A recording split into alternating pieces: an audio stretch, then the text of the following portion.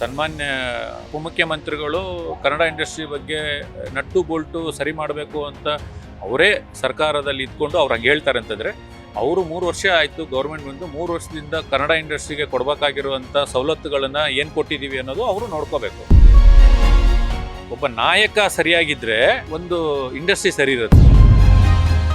ಅದಕ್ಕೆ ನಾಯಕ ಸ್ಟ್ರಾಂಗ್ ಆಗಿರೋ ಒಬ್ಬ ನಾಯಕ ಬಂದರೆ ಇವೆಲ್ಲ ಸರಿ ಹೋಗುತ್ತೆ ಅಂತ ಅಂದ್ಕೊಳ್ತೀನಿ. ನನ್ನ ಸಿನಿಮಾ ಜರ್ನಿಯಲ್ಲಿ ಅಪ್ಪು ಸರ್ ಮಹತ್ವ ತುಂಬ ದೊಡ್ಡದಿದೆ. ಅವ್ರನ್ನ ತುಂಬ ಮಿಸ್ ಮಾಡ್ಕೊಳ್ತಾ ಇರ್ತೀವಿ. ಪ್ರತಿ ಸಿನಿಮಾ ಟ್ರೇಲರ್ ಬಂದಾಗ ಅಪ್ಪು ಸರ್ ನೆನ್ಪು ಮಾಡ್ಕೊಳ್ಳೋದೆ ಆ ಟ್ರೇಲರೇ ರಿಲೀಸ್ ಮಾಡೋದಿಲ್ಲ. ಅದ್ದೂರಿಯಾಗಿ ಕನ್ನಡ ಚಿತ್ರರಂಗದಲ್ಲಿ 16ನೇ ಚಲನಚಿತ್ರೋತ್ಸವ ನಡೀತಾ ಇದೆ. ಸದ್ಯ ಮಾನ್ಯ ಉಪಮುಖ್ಯಮಂತ್ರಿಗಳಾಗಿರುವಂತಹ ಡಿ ಕೆ ಶಿವಕುಮಾರ್ ಹೇಳಿರುವಂತಹ ಮಾತು ಕನ್ನಡ ಚಿತ್ರರಂಗದಲ್ಲಿ ಸಾಕಷ್ಟು ಚರ್ಚೆ ಆಗ್ತಾ ಇದೆ.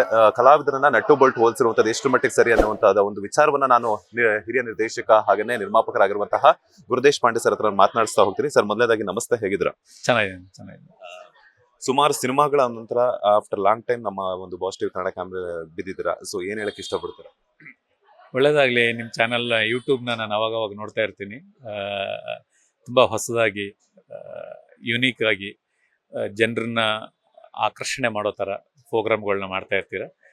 ನಿಮ್ಮ ಚಾನಲ್ಗೆ ಒಳ್ಳೆಯದಾಗಿ. Thank you so much sir. ಇತ್ತೀಚೆಗೆ ಒಂದು ಕನ್ನಡ ಚಿತ್ರರಂಗದಲ್ಲಿ ನೀವು ನಿರ್ಮಾಪಕರು ಮತ್ತು ನಿರ್ದೇಶಕರಾಗಿರೋದ್ರಿಂದ 16ನೇ ಚಲನಚಿತ್ರೋತ್ಸವ ಸಹ ನಡೀತಾ ಇದೆ. ಸೊ ಆ ಒಂದು ಸಮಯದಲ್ಲಿ ಒಂದು ವೇದಿಕೆಯಲ್ಲಿ ಮಾನ್ಯ ಉಪಮುಖ್ಯಮಂತ್ರಿಗಳಾಗಿರುವಂತಹ ಡಿ ಕೆ ಶಿವಕುಮಾರ್ ಅವರು ಕಲಾವಿದರನ್ನ ನೆಟ್ಟು ಬೋಲ್ಟು ಅನ್ನುವಂಥ ನಿಮ್ಮ ನಟ್ಟು ಬೋಲ್ಟು ಸರಿ ಮಾಡ್ತೀನಿ ಅನ್ನುವಂಥ ಹೇಳಿಕೆ ಸಾಕಷ್ಟು ಚರ್ಚೆ ಆಗ್ತದೆ. ಇದ್ರ ಬಗ್ಗೆ ನಿಮ್ಮ ರಿಯಾಕ್ಷನ್ ಏನು ಅಂತ? ಇಲ್ಲ, ಪರ್ಸ್ನಲ್ ಆಗಿ ನಾನು ಕೇಳೋದಾದರೆ, ನನಗೇನು ಪರ್ಸ್ನಲ್ ಇನ್ವಿಟೇಷನ್ ಅಂತೂ ಆ ಪ್ರೋಗ್ರಾಮ್ಗೆ ನಮಗಂತೂ ಇರಲಿಲ್ಲ. ನಮ್ಮ ಚಲನಚಿತ್ರ ನಿರ್ದೇಶಕರ ಸಂಘದಿಂದ ನನಗೊಂದು ಮೆಸೇಜ್ ಬಂದಿತ್ತು, ಈ ಥರ ಪಾಸ್ ಅವೈಲೇಬಲ್ ಇದೆ, ಅದನ್ನು ಬಂದು ಕಲೆಕ್ಟ್ ಮಾಡ್ಕೊಳ್ಳಿ ಅನ್ನೋದು. ಅದು ಬಿಟ್ಟರೆ ಚಿತ್ರರಂಗದ ಅಕಾಡೆಮಿಯಿಂದ ಇರ್ಬೋದು, ಇನ್ಯಾವುದರಿಂದನೂ ನಮಗೇನು ಇನ್ವಿಟೇಷನ್ ಅಂತ ಏನೂ ಇರಲಿಲ್ಲ. ಮತ್ತು ಇನ್ವಿಟೇಷನ್ ಇಲ್ಲದೆ ನಾವು ಅಲ್ಲಿ ಹೋಗುವಂಥ ಕೆಲಸ ಮಾಡೋಕ್ಕಾಗೋದಲ್ಲ. ಅದರಿಂದ ನನಗದು ಹೋಗಿಲ್ಲ. ನಾನು ಸಾಕಷ್ಟು ಜನರಿಗೂ ಕೂಡ ಒಂದು ಆಮಂತ್ರಣ ಅನ್ನೋದು ಬಂದಿಲ್ಲ ಅನ್ನುವಂಥ ವಿಚಾರ ಬೆಳಕಿಗೆ ಬಂದಿದೆ. ಅದನ್ನ ಅಧ್ಯಕ್ಷರಾಗಿರುವಂತಹ ಸಾಧು ಕೋಕಿಲ್ ಅವರು ಸಹ ಒಂದು ಲೀಸ್ಟ್ ಅನ್ನ ಬಿಡುಗಡೆ ಮಾಡಿದ್ದಾರೆ. ಸೊ ಎಲ್ಲೋ ಒಂದ್ ಕಡೆ ಹಿರಿಯ ನಿರ್ದೇಶಕರು ಹೇಳ್ತಾ ಇದಾರೆ, ಕಲಾವಿದರು ಎಲ್ಲ ಹೇಳ್ತಾ ಇದ್ರೆ ಒಂದಷ್ಟು ಜನ ಬಂದಿದೆ ಅಂತ ಹೇಳಿದ್ರೆ, ಇನ್ನೊಂದಷ್ಟು ಜನ ಬಂದಿಲ್ಲ ಅಂತ ಹೇಳ್ತಾ ಇದ್ದಾರೆ. ಸೊ ಪರ್ಸನಲ್ ಆಗಿ ಇನ್ವೈಟ್ ಮಾಡಿಲ್ಲ ಅಂತಂದ್ರೆ ಹೇಗೆ ಗೊತ್ತಾಗುತ್ತೆ ಕಲಾವಿದರಿಗಾಗಿರ್ಬೋದು? ಇಲ್ಲ, ಇವಾಗ ಒಂದು ಏನಂತಂದರೆ, ಇವಾಗ ಒಂದು ಈವೆಂಟನ್ನು ಮಾಡ್ತೀವಿ ಅಂತಂದರೆ ಅದರದ್ದು ಪೂರ್ವ ಸಿದ್ಧತೆಗಳು ತುಂಬ ಇರಬೇಕಾಗತ್ತೆ. ಎಷ್ಟು ದಿನದ ಮುಂಚೆ ಆ ಪ್ರೋಗ್ರಾಮ್ನ ಮಾಡಬೇಕು ಅಂತ ಅವರು ಡಿಸೈಡ್ ಮಾಡಿದಾರೋ, ಎಷ್ಟು ಜನ ಗೆಸ್ಟ್ಗಳನ್ನ ಕರಿಬೇಕು ಅಂತ ಡಿಸೈಡ್ ಮಾಡಿರ್ತಾರೋ, ಎಷ್ಟು ಜನ ಗೆಸ್ಟ್ಗಳನ್ನ ಪರ್ಸ್ನಲ್ಲಾಗಿ ಹೋಗಿ ಎಲ್ಲರನ್ನೂ ಇಂಡಸ್ಟ್ರಿಯಲ್ಲಿ ಇರೋರ್ನೆಲ್ಲರನ್ನೂ ಪರ್ಸ್ನಲ್ಲಾಗಿ ಹೋಗಿ ಕರೆಯೋಕ್ಕಾಗಲ್ಲ. ಆಯಿತು, ಅದು ಗೊತ್ತಾಗುತ್ತೆ. ಅಂದರೆ ಅಟ್ಲೀಸ್ಟ್ ಒಂದು ಸರ್ಕಲ್ ಅನ್ನೋದಿರುತ್ತೆ. ಒಂದು ಆರ್ಟಿಸ್ಟು ಅಂತ ಒಂದಿರುತ್ತೆ, ಪ್ರೊಡ್ಯೂಸರ್ ಅಂತ ಒಂದಿರುತ್ತೆ, ಡೈರೆಕ್ಟರ್ ಅಂತ ಒಂದಿರುತ್ತೆ, ಟೆಕ್ನಿಷಿಯನ್ ಅಂತ ಒಂದಿರುತ್ತೆ. ಈ ಥರ ಒಂದೊಂದು ವಿಂಗಡಣೆ ಅಂತ ಇರುತ್ತೆ. ಇವಾಗ ಅದಕ್ಕೆ ನನ್ನ ಪ್ರಕಾರ 9 ಕೋಟಿ ಬಂದ್ಬಿಟ್ಟು ಆ ಚಲನಚಿತ್ರೋತ್ಸವಕ್ಕೋಸ್ಕರ ಬಜೆಟ್ ಅಂತ 9 ಕೋಟಿ ಅನ್ನೋದು ಡಿವೈಡ್ ಆಗಿರುತ್ತೆ ಅಂದ್ಕೊಂಡ್ರೆ, ಆ 9 ಕೋಟಿಯಲ್ಲಿ ದುಡ್ಡನ್ನು ನೀವು ಈ ಇನ್ವಿಟೇಷನ್ ಮಾಡೋದಕ್ಕೆ ಮತ್ತು ಇನ್ವಿಟೇಷನ್ ಹೋಗಿ ತಲುಪ್ಸೋಕ್ಕೆ ಎಷ್ಟು ಬಜೆಟ್ ಇಡ್ತೀರಾ, ಅದಕ್ಕೆ ನೀವು ಎಷ್ಟು ಜನನ್ನ ಹೆಲ್ಪ್ ತೊಗೊಳ್ತೀರಾ, ಅದು ಎಷ್ಟು ದಿನದ ಪ್ಲ್ಯಾನ್ ಆಗಿರುತ್ತೆ. ಇದೆಲ್ಲ ಇನ್ ಡೀಟೇಲ್ ಆಗಿ ನಾವು ಮಾತಾಡಿದರೆ ಮಾತ್ರ, ಇನ್ ಡೀಟೇಲ್ ನಮಗೆ ಗೊತ್ತಿದ್ರೆ ಮಾತ್ರ ನಾವು ಯಾಕೆ ಇನ್ವಿಟೇಷನ್ ನಮ್ಗೆ ತಲುಪಲಿಲ್ಲ ಅನ್ನೋದ್ರ ಬಗ್ಗೆ ನಾವು ಮಾತಾಡ್ಬೋದು. ಅಷ್ಟು ಇನ್ ಡೀಟೇಲ್ ಆಗಿ ನನಗೇನು ಗೊತ್ತಿಲ್ಲ. ಅದರಿಂದ ನಾನು ಅದು ಏನೇ ಮಾತಾಡಿದ್ರು ಅದು ರಾಂಗ್ ಆಗುತ್ತೆ. ಆದರೆ ಒಂದು ನಾನು ಹೇಳ್ಬೋದು, ಸನ್ಮಾನ್ಯ ಡಿ ಕೆ ಶಿವಕುಮಾರ್ ಸರು ಆ ಒಂದು ಸಭೆಯಲ್ಲಿ ಚಿತ್ರರಂಗದ ಬಗ್ಗೆ ಆ ಥರದ್ದು ಪದ ಬಳಕೆ ಮಾಡಿದ್ದು ತಪ್ಪು ಅಂತ ನನಗನ್ಸುತ್ತೆ. ಇದೇ ಪದ ಬಳಕೆ ಡಾಕ್ಟರ್ ರಾಜ್ಕುಮಾರ್ ಇದ್ದಾಗ, ಇದೇ ಪದ ಬಳಕೆ ಡಾಕ್ಟರ್ ವಿಷ್ಣುವರ್ಧನ್ ಅವರು ಇದ್ದಾಗ, ಇದೇ ಪದ ಬಳಕೆ ಡಾಕ್ಟರ್ ಅಂಬರೀಷ್ ಅಣ್ಣ ಇದ್ದಾಗ ಆಗ್ತಾ ಇತ್ತಾ? ಇವತ್ತು ಈ ಪದ ಬಳಕೆ ಕನ್ನಡ ಇಂಡಸ್ಟ್ರಿ ಮೇಲೆ ಮಾಡ್ತಾ ಇದ್ದಾರೆ ಅಂತಂದ್ರೆ ನಮ್ಮಲ್ಲಿ ಸ್ಟ್ರಾಂಗ್ ನಾಯಕತ್ವ ಇಲ್ಲ ಅನಿಸ್ತಿದ್ಯಾ ನಿಮ್ಗೆ? ಅಂದ್ರೆ ಕನ್ನಡ ಚಿತ್ರರಂಗದಲ್ಲಿ ಒಗ್ಗಟ್ಟಿಲ್ಲ, ಅದ್ರ ಜೊತೆಗೆ ಒಂದು ಮುನ್ನಡೆಸ್ಕೊಂಡು ಹೋಗುವಂತಹ ಒಂದು ನಾಯಕ ಇಲ್ಲ ಅನ್ನುವಂಥದ್ದು ನಿಮ್ಮ ಮಾತುಗಳಲ್ಲಿ ಕೇಳಿ ಬರ್ತಿದೆ ಸರ್. ಅಂದ್ರೆ ನೋಡಿ, ತಪ್ಪು ಎಲ್ಲಾಗತ್ತೆ ಅಂತಂದ್ರೆ, ಒಗ್ಗಟ್ಟು ಇಲ್ಲ ಅನ್ನೋದು ಹೆಂಗೆ? ನಾವು ಒಗ್ಗಟ್ಟು ಎಲ್ಲಿಲ್ಲ? ಒಗ್ಗಟ್ಟು ಸಿನಿಮಾ ವಿಷಯಗಳ ಮಾತಾಡಕ್ ಒಗ್ಗಟ್ಟಿಲ್ಲ. ಇದೇ ಒಗ್ಗಟ್ಟು ಕ್ರಿಕೆಟ್ ಆಡೋದ್ರಲ್ಲಿದೆ, ಇದೇ ಒಗ್ಗಟ್ಟು ಕಬಡ್ಡಿ ಆಡೋದ್ರಲ್ಲಿದೆ, ಇದೇ ಒಗ್ಗಟ್ಟು ಬ್ಯಾಡ್ಮಿಂಟನ್ ಆಡೋದ್ರಲ್ಲಿದೆ. ಏನು ಸಿನಿಮಾ ಆಗಬೇಕು ಅದು ಸಿನಿಮಾ ಆಗ್ತಾ ಇಲ್ಲ, ಅದು ಬೇರೆ ಎಲ್ಲೋ ಆಗ್ತಾ ಇದೆ. ಇಡೀ ಏನು ಕ್ರಿಕೆಟ್ಗೋಸ್ಕರ ಒಂದಾಗ್ತಾ ಇರೋರು ಏನಕ್ಕೆ ಸಿನಿಮಾ ಕೆಲಸಗಳಿಗೆ ಒಗ್ಗಟ್ಟಾಗ್ತಾ ಇಲ್ಲ? ಇದೇ ಸಿನಿಮಾ ಆ ಸ್ಪೋರ್ಟ್ಸ್ಗೆ ಒಗ್ಗಟ್ಟಾಗ್ತಾ ಇರೋವಂಥ ಅಷ್ಟು ಒಗ್ಗಟ್ಟಿರೋರು ನಾಳೆ ಬಂದು ಒಂದು ಶಾರ್ಟ್ ಫಿಲ್ಮ್ ಮಾಡೋಣ, ಹೊಸ ರೈಟರ್ಸ್ನ ಕ್ರಿಯೇಟ್ ಮಾಡೋಣ, ಹೊಸ ಡೈರೆಕ್ಟರ್ಸ್ನ ಕ್ರಿಯೇಟ್ ಮಾಡೋಣ. ಇಲ್ಲ ನಾವು ಹೋಗ್ಬಿಟ್ಟು ಒಂದು ಕೋಲಾರಲ್ಲೋ ಹೋಗಿ ಬಳ್ಳಾರಿಯಲ್ಲೋ ಹೋಗಿ ರಾಯಚೂರಲ್ಲೋ ನಾವು ಹೋಗಿ ಒಂದು ರಸಮಂಜರಿ ಮಾಡೋಣ, ಇಡೀ ಆರ್ಟಿಸ್ಟ್ ಎಲ್ಲ ಸಮುದಾಯನ ಕರ್ಕೊಂಡೋಗಿ ಅಲ್ಲಿರೋ ಅಂದರೆ ಅದರ್ ಸ್ಟೇಟ್ ಹತ್ತತ್ರ ಇರೋರು ಕನ್ನಡ ಕಮ್ಮಿ ಇರುವಂಥ ಪ್ರದೇಶಗಳಲ್ಲಿ ನಾವೆಲ್ಲ ಒಗ್ಗಟ್ಟಾಗಿ ಹೋಗ್ಬಿಟ್ಟು ಕನ್ನಡ ಅಭಿವೃದ್ಧಿ ಮಾಡೋಣ, ಕನ್ನಡ ಇಂಡಸ್ಟ್ರಿನ ಅಭಿವೃದ್ಧಿ ಮಾಡೋಣ, ಕನ್ನಡ ಸಿನಿಮಾಗಳನ್ನ ಡೆವಲಪ್ ಮಾಡೋಣ.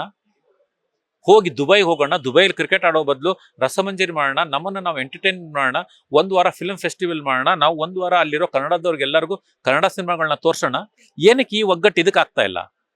ಏನಕ್ಕೆ ಸ್ಪೋರ್ಟ್ಸ್ ಆಡ್ತಾ ಇದ್ದೀರಾ? ಸ್ಪೋರ್ಟ್ಸ್ ಆಡಕ್ಕೆ ವಿರಾಟ್ ಕೊಹ್ಲಿ ಇದ್ದಾರೆ, ನಾವು ಅವ್ರನ್ನ ಸ್ಪೋರ್ಟ್ಸ್ ಮ್ಯಾನ್ ಆಗಿ ಇಷ್ಟಪಟ್ಟಿದ್ವಿ, ಸ್ಪೋರ್ಟ್ಸ್ ಮ್ಯಾನ್ ಆಗಿ ಇರಲಿ. ನಾವು ನಿಮ್ಮನ್ನು ಕಲಾವಿದರಾಗಿ ಇಷ್ಟಪಟ್ಟಿದ್ದೀವಿ, ನೀವು ಕಲಾವಿದರಾಗಿರಿ. ನೀವೇನಕ್ಕೆ ಹೋಗಿ ಸ್ಪೋರ್ಟ್ಸ್ ಆಡ್ತಾ ಇದ್ದೀರಾ? ಸ್ಪೋರ್ಟ್ಸ್ ನನಗೂ ಇಷ್ಟ, ನಾನು ಕ್ರಿಕೆಟ್ ಆಡ್ತೀನಿ. ಆದರೆ ಭಾನುವಾರ ನನ್ನ ಫ್ರೆಂಡ್ಸ್ಗಳ ಜೊತೆಗೆ ಹೋಗಿ ನನ್ನ ಪಾಡಿ ನಾನು ಕ್ರಿಕೆಟ್ ಆಡಿ ನಾನು ಬರ್ತೀನಿ. ಏನಕ್ಕೆ ಕ್ರಿಕೆಟನ್ನು ಸ್ಪೋರ್ಟ್ಸ್ನ ಕಮರ್ಷಿಯಲ್ ಆಗಿ ಮಾಡ್ತಾ ಇದ್ದೀರಾ? ಸಿನಿಮಾ ಇಂಡಸ್ಟ್ರಿಲಿ ಇಟ್ಕೊಂಡು, ಸಿನಿಮಾ ಆಡಿಯನ್ಸ್ನ ಇಟ್ಕೊಂಡು, ಸಿನಿಮಾ ಅನ್ನ ತಿಂದು, ಸಿನಿಮಾ ನಿಮ್ಗೆ ಊಟ ಕೊಟ್ಟಿರೋದು, ಸಿನಿಮಾ ನಿಮ್ಗೆ ಹೆಸರು ಕೊಟ್ಟಿರೋದು, ನೀವು ಹೋಗಿ ಸ್ಪೋರ್ಟ್ಸ್ ಆಡ್ತೀನಿ ಅಂತೀರಾ. ಸ್ಪೋರ್ಟ್ಸ್ಗೆ ಅಂತಾನೆ ಇದಾರಲ್ಲ, ಸ್ಪೋರ್ಟ್ಸ್ ಮ್ಯಾನ್ಸ್ ಇದ್ದಾರೆ. ನೀವೇನಿಗೆ ಸ್ಪೋರ್ಟ್ಸ್ನ ಕಮರ್ಷಿಯಲ್ ಮಾಡಿ ಅದನ್ನು ಪ್ರಮೋಟ್ ಮಾಡ್ತಾ ಇದ್ದೀರಾ? ಒಂದು ಭಾನುವಾರ ನಮಗೆ ಇಂಡಿಯಾ ವರ್ಸಸ್ ಪಾಕಿಸ್ತಾನ್ ಮ್ಯಾಚ್ ಇತ್ತಂತಂದ್ರೆ ಥಿಯೇಟ್ರಿಗೆ ಬರಲ್ಲ ಅಂತ ಬಡ್ಕೊಳ್ತೀವಿ. ಕ್ರಿಕೆಟು ಆ ವಾರ IPL ಇತ್ತು ಅಂತಂದ್ರೆ IPL ಟೈಮಲ್ಲಿ ನಾವು ಸಿನಿಮಾ ರಿಲೀಸ್ ಮಾಡಕ್ ಬಡ್ಕೊಳ್ತೀವಿ. ಯಾಕೆಂತಂದ್ರೆ ಸಿನಿಮಾಗೆ ಡೆಡ್ ಅಗೇನಿಸ್ಟ್ ಕ್ರಿಕೆಟು. ನೀವು ಸಿನಿಮಾ ಇಂಡಸ್ಟ್ರಿಲಿ ಇದ್ದೀರಾ, ಸಿನಿಮಾ ನಿಮ್ಗೆಲ್ಲ ಕೊಟ್ಟಿದೆ, ನೀವು ಹೋಗ್ಬಿಟ್ಟು ಸ್ಪೋರ್ಟ್ಸ್ ಆಡ್ಬಿಟ್ಟು ಸಿನಿಮಾಗಳನ್ನ ಕಡೆಗಣಿಸ್ತೀರಾ. 6500 ಕಾರ್ಮಿಕರಿದ್ದಾರೆ, 450-500 ಥಿಯೇಟರ್ ಇದ್ದಾವೆ, ಅದನ್ನ ನಂಬ್ಕೊಂಡು ಸಾವಿರಾರು ಜನ ಟೆಕ್ನಿಷಿಯನ್ಸ್ ಇದ್ದಾರೆ. ಅವರೆಲ್ಲ ನೀವು ಸ್ಪೋರ್ಟ್ಸ್ ಆಡೋದಾಗ ಹೋದಾಗ ನಾವೆಲ್ಲ ಕೆಲಸ ಬಿಟ್ಬಿಟ್ಟು ದಿನದ ಕೂಲಿ ಕೆಲಸ ಮಾಡ್ತಾ ಇರುವಂಥ ಕಾರ್ಮಿಕರು. ನೀವು 15 ದಿವಸ 20 ದಿವಸ ಸ್ಪೋರ್ಟ್ಸ್ ಆಡಕ್ ಹೋದ್ರೆ ನಾವು ಖಾಲಿ ಕೂತ್ಕೋಬೇಕಾ? ಸಮ್ಮರ್ ಹಾಲಿಡೇಸ್ ಅಂತ ಬಂದ ತಕ್ಷಣ ಸಿನಿಮಾ ರಂಗದವರಿಗೆ ಒಂದು ಒಳ್ಳೆ ಟೈಮ್ ಅಂತಾನೆ ಹೇಳೋದು. ಬಿಕಾಸ್ ಯಾಕಂತಂದ್ರೆ ಟೀಚರ್ಸ್ ಆಗಿರ್ಬೋದು, ಮಕ್ಕಳಾಗಿರ್ಬೋದು, ಎಲ್ಲರಿಗೂ ರಜಾ ಇರುತ್ತೆ. ಅಂತ ಟೈಮಲ್ಲಿ ನೀವು ಏನು ಕಷ್ಟಪಟ್ಟು ನಿರ್ದೇಶಕರಾಗಿ ಕೆಲಸ ಮಾಡಿದಾರ, ನಿರ್ಮಾಪಕರಾಗಿನೂ ಸಹ ಕೆಲಸ ಮಾಡಿದಾರ, ಒಂದಷ್ಟು ಆ ಒಂದು ಒಳ್ಳೆ ಸೀಸನ್ ಅಂತ ಅನ್ಕೋಬಹುದು ಸಿನಿಮಾಗಳನ್ನ ಬಿಡುಗಡೆ ಮಾಡೋದಕ್ಕೆ. ಅದೇ ಟೈಮಲ್ಲೇನೆ IPL ಶುರುವಾಗ್ತದೆ. ಎಲ್ಲೋ ಒಂದ್ ಕಡೆ ಹೊಡೆತ ಬೀಳುತ್ತೆ ಅಲ್ವಾ ಸರ್? ಹೌದ್ರಿ, ಕ್ರಿಕೆಟ್ ಅನ್ನೋದು ನಮಗೆ ಡೆಡ್ ಅಗನಿಸ್ಟ್ ಇರೋದು ಸಿನಿಮಾ ಇಂಡಸ್ಟ್ರಿಗೆ. ಡೆಡ್ ಅಗನಿಸ್ಟ್ ಯಾರು ನಮ್ಗಂದ್ರೆ ಕ್ರಿಕೆಟ್. ಯಾಕೆಂತಂದ್ರೆ ಫ್ರೈಡೇ ಸಾಟರ್ಡೆ 2 ಮ್ಯಾಚ್ ಇರುತ್ತೆ, 4 ಗಂಟೆಯಿಂದ 8 ಗಂಟೆವರೆಗೂ, 8 ಗಂಟೆಯಿಂದ 10ವರೆಗೂ. 4 ಗಂಟೆ ಶುರು ಆಗುತ್ತೆ ಅಂತಂದ್ರೆ ಮ್ಯಾಟ್ನಿ ಹೋಯ್ತು, ಫಸ್ಟ್ ಶೋ ಹೋಯ್ತು, ಸೆಕೆಂಡ್ ಶೋ ಹೋಯ್ತು. ಸಾಟರ್ಡೆ ಸಂಡೇನೆ ನಮಗೆ ಜನ ಕ್ರೌಡ್ ಬರೋದು. ಅವು 2 ದಿನನೇ ನಾವು ಕ್ರಿಕೆಟ್ನಿಂದ ಹಾಳು ಮಾಡ್ಕೊಳ್ತಾ ಇದೀವಿ.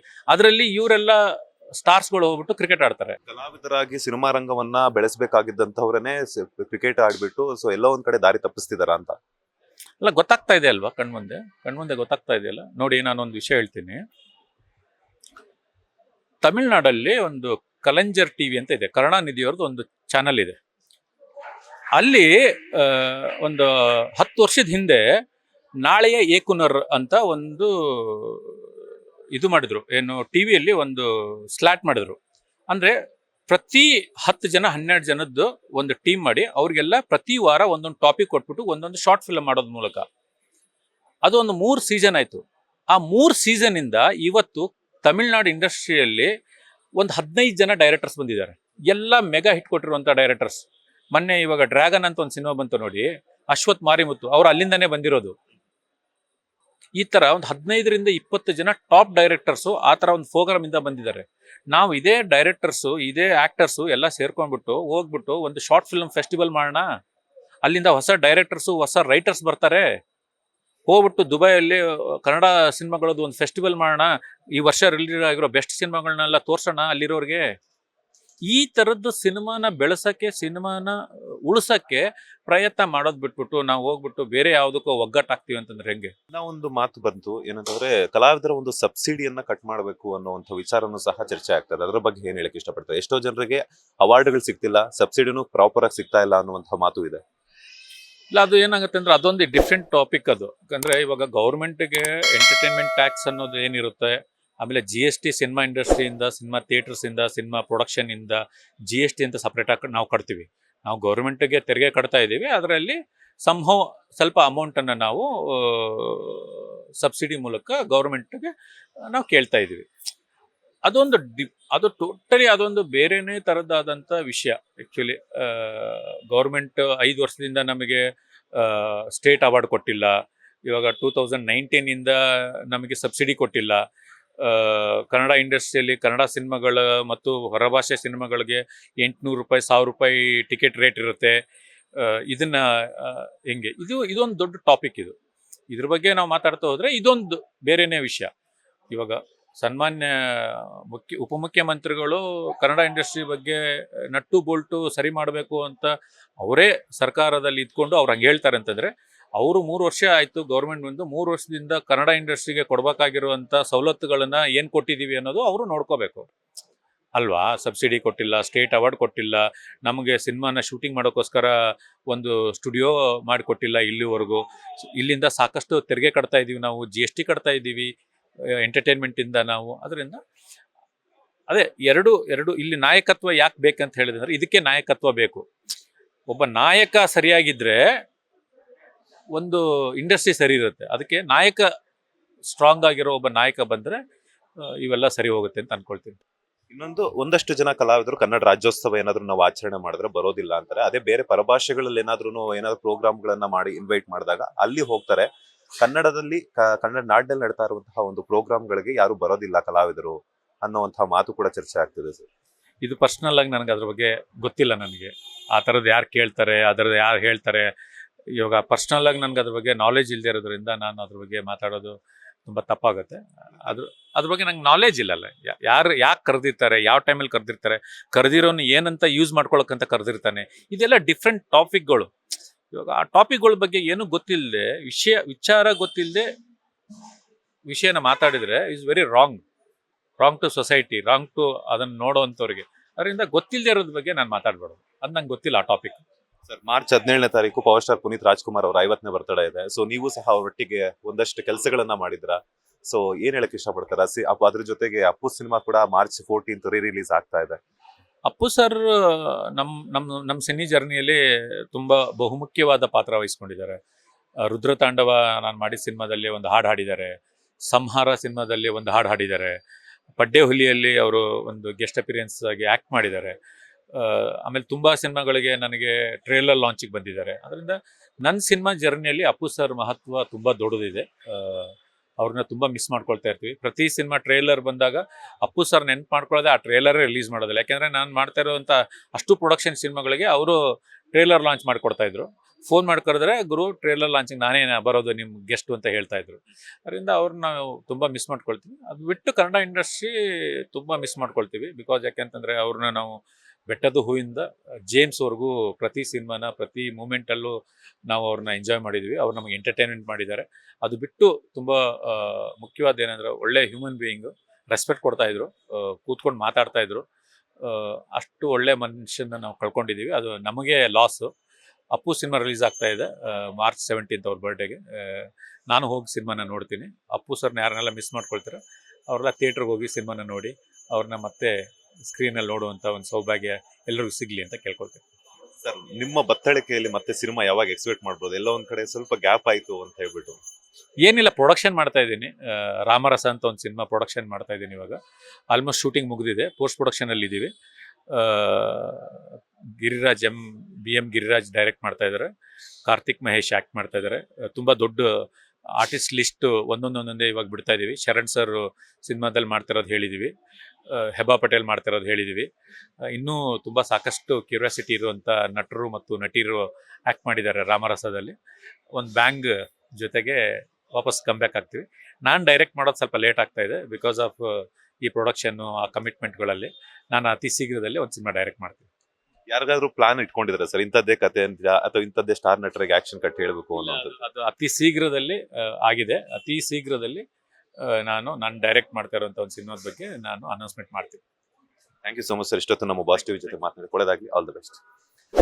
ಇದಾಗಿತ್ತು ಹಿರಿಯ ನಿರ್ದೇಶಕ ಹಾಗೂ ನಿರ್ಮಾಪಕರಾಗಿರುವಂತಹ ಗುರುದೇಶ್ ಪಾಂಡೆ ಅವರ ಮಾತು. ಕ್ಯಾಮರಾ ಪರ್ಸನ್ ರಾಘವೇಂದ್ರ ಸ್ವಾಮಿ ಜೊತೆ Manjunath Srinivas, boss TV Kannada, Bengaluru. Latest ಹಾಗೂ ಇಂಟ್ರೆಸ್ಟಿಂಗ್ ಸುದ್ದಿಗಳಿಗಾಗಿ ಬಾಸ್ ಟಿವಿ ಕನ್ನಡ ಚಾನೆಲ್ನ ಸಬ್ಸ್ಕ್ರೈಬ್ ಮಾಡಿ. ಹಾಗೆಯೇ ಬೆಲ್ ಐಕಾನ್ ಪ್ರೆಸ್ ಮಾಡಿ. ಇದರ ಜೊತೆಗೆ ಫೇಸ್ಬುಕ್, ಇನ್ಸ್ಟಾಗ್ರಾಮ್, ಎಕ್ಸ್ ನಲ್ಲೂ ಮಿಸ್ ಮಾಡದೆ ಫಾಲೋ ಮಾಡಿ.